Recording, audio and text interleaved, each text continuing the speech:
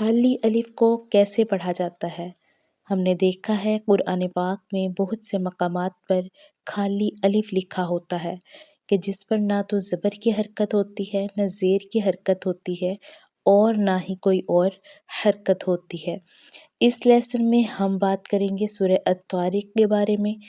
اس lesson میں ہم دیکھیں گے ان سارے قواعد کو کہ جو اس سورت میں آئے ہیں، ان قواعد کی ادائیگی کیسے ہوگی اور وہ قواعد کون سے ہیں، اس کو جاننے کے لیے آپ کو میرے ساتھ جڑے رہنا ہوگا۔ ویڈیو کو اینڈ تک لازمی دیکھیں تاکہ آپ کو بھی ان غلطیوں کے بارے میں معلوم ہو سکے جو اکثر لوگ کرتے ہیں۔ السلام علیکم ورحمۃ اللہ وبرکاتہ۔ کیا آج آپ نے درود پاک پڑھا ہے؟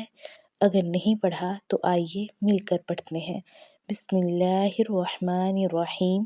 اللہم صلی علی محمد وآل محمد۔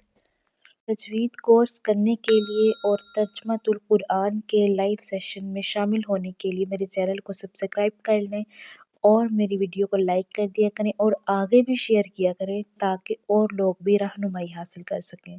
چلیں شروع کرتے ہیں۔ بسم اللہ الرحمن الرحیم۔ سورہ طارق کی پہلی آیت میں ہم قاعدوں کو پہلے سمجھ لیتے ہیں۔ اس میں دیکھیے آپ کی میم پر مدہ کی علامت ہے اور حمزہ بھی ایک ہی کلمے میں آیا ہے تو لہٰذا کہ یہ مد متصل ہے۔ اس کے بعد واو کو طا کے ساتھ ملا کر پڑھا جائے گا اور مشدد کی وجہ سے طا پر سختی کی جائے گی۔ اس کے بعد اسی آیت میں آپ دیکھیے کہ قاف ہے جو کہ حروف قلقلہ میں سے ہے تو یہاں پر قلقلہ خوب ظاہر ہوگا۔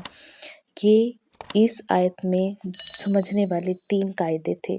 اس کو اب پڑھ کے بھی دیکھ لیتے ہیں۔ والسماء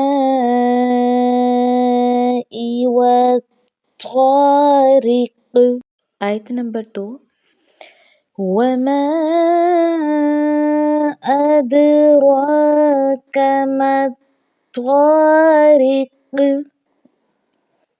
اس آیت میں آپ دیکھیے کہ میم کے بعد جو مدہ ہے اور اس کے بعد جو حمزہ آیا ہے یہ دوسرے کلمہ میں آیا ہے لہٰذا کہ یہ مد منفصل ہے۔ حمزہ کے بعد دال آیا ہے جو کہ حروف قلقلہ میں سے ہے۔ اس کے بعد میم کو طا میں مدغم کر کے پڑھا جائے گا اور قاف پر بھی قلقلہ کیا جائے گا۔ یہ اس آیت کے قاعدے تھے۔ اب اس آیت کو پڑھ کے دیکھ لیتے ہیں۔ وَمَا أَدْرَاكَ مَا الطَّارِقُ۔ النَّجْمُ الثَّاقِبُ۔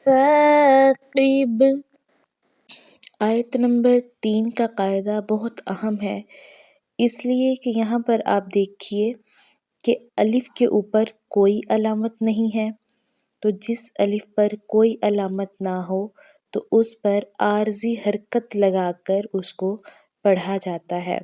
انشاءاللہ عارضی حرکت کے بارے میں بھی ہمارا ڈیٹیلنگ لیکچر اپلوڈ ہو جائے گا، آپ اس کو بھی دیکھیے گا تو آپ کو مزید اچھے سے سمجھ آ جائے گی۔ البتہ جس الف کے بعد لام آ جاتا ہے تو اس الف پر زبر لگا کر اس کو حمزہ بنا کر اگلے لفظ کے ساتھ یعنی کہ متحرک لفظ کے ساتھ ملا کر پڑھا جاتا ہے۔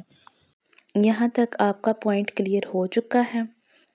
اب ہم نے کیا کرنا ہے، اس حمزہ کو جس پر ہم نے عارضی حرکت لگا کر اس کو حمزہ بنایا ہے اس کو ہم نے نون میں گنہ کر کے پڑھنا ہے اور اس کے بعد جیم حروف قلقلہ میں سے ہے، میم کو ثا میں مدغم کرنا ہے۔ یہ میم ساکن کا قاعدہ ہے ادغام شفوی۔ ثا کو نہایت نرمی کے ساتھ پڑھا جائے گا۔ اب ہم اس آیت کو پڑھ کے دیکھ لیتے ہیں۔ النجم الثاقب۔ آیت نمبر 4۔ ان کل نفس لما علیہا حافظ۔ اب اس آیت میں دیکھتے ہیں نون ساکن اور نون تنوین کا قاعدہ۔ دیکھیے کہ نون ساکن کے بعد کاف ہے اور کاف کے آ جانے کی وجہ سے یہاں پر اخفا ہوگا، اظہار نہیں ہوگا، جبکہ اگلے ہی لفظ میں نفسن، سین کے نیچے تنوین کی علامت ہے اور اس کے بعد لام تشدید ہے، تو ہم نے سن نہیں پڑھنا، ہم نے کیا کرنا ہے، سل کر کے پڑھنا ہے، جیسے کہ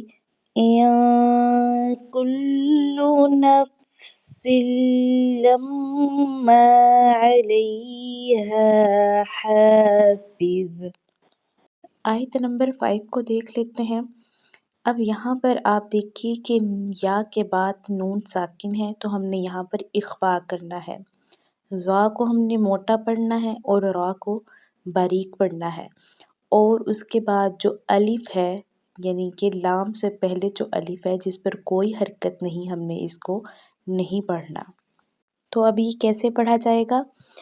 فَلْيَنظُرِ ٹھیک ہے، ضا کو موٹا پڑھنا ہے، اس کے بعد انسان، پھر آگے آتا ہے میم میں میم کو مدغم کرنا ہے، مما نہیں کرنا کیونکہ میم کے بعد الف نہیں ہے، تو یہ کیسے پڑھا جائے؟ مما خلق۔ اگلی آیت کو دیکھ لیتے ہیں۔ اب یہاں پر آپ دیکھیے کہ نون ساکن کے بعد بھی میم آ رہا ہے، تو ہم نے نون کو ظاہر نہیں کرنا، میم کو میم میں مدغم کرنا ہے، اور اس کے بعد دال کے بعد جو الف ہے یہ یہاں پر پڑھا جائے گا، ٹھیک ہے۔ اب ہم اس کو پڑھ کے دیکھ لیتے ہیں۔ خُلِقَ مِن مَاءٍ دَافِقٍ۔ اب یہاں پر حمزہ جو ہے وہ ایک ہی کلمے میں آیا ہے تو یہ مد متصل کی مثال ہے اور ماں کو کھینچ کر پڑھا جائے گا۔ اسی طرح سے آگے دیکھ لیتے ہیں۔ یخرج، تو اگلا قاعدہ آپ دیکھیے کہ میم کے بعد میم ہے تو ہم نے کیا کرنا ہے، اس چھوٹی میم کو پڑھنا ہے، تو یہ پڑھا جائے گا میم بینی، ٹھیک ہے، مین ہم نے نہیں کرنا، میم کر کے پڑھنا ہے۔ اور اسی طرح سے آگے دیکھیے واو کے آگے تا ہے اور اس پر تشدید ہے، تو واو کو ہم نے تا کے ساتھ ملانا ہے، ان کے درمیان آنے والا الف نہیں پڑھا جائے گا، جیسے کہ وَالتَّرَائِبِ، ٹھیک ہے، ہم نے را کو کھینچ کر پڑھنا ہے۔ اسی طرح سے ہم آگے دیکھ لیتے ہیں۔ یہ آیت نمبر 9 دیکھیے، یہاں پر آپ دیکھیں کہ لام کے آگے جو الف ہے یہ بھی نہیں پڑھا جائے گا، اس لیے کہ سین پر تشدید آ چکی ہے، تو اسے پڑھیں گے تُبْلَى السَّرَائِرُ، ٹھیک ہے، لام کو سین کے ساتھ ملا کر پڑھنا ہے۔ اسی طرح سے آگے دیکھ لیتے ہیں وَالسَّمَاءِ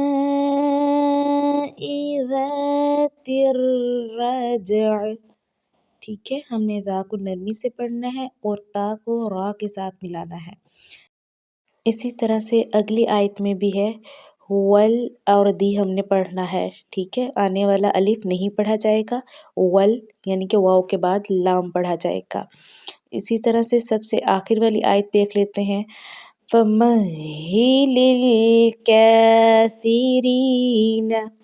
اب یہاں پر دیکھیں لام کے آگے جو الف ہے یہ بھی نہیں پڑھا جائے گا۔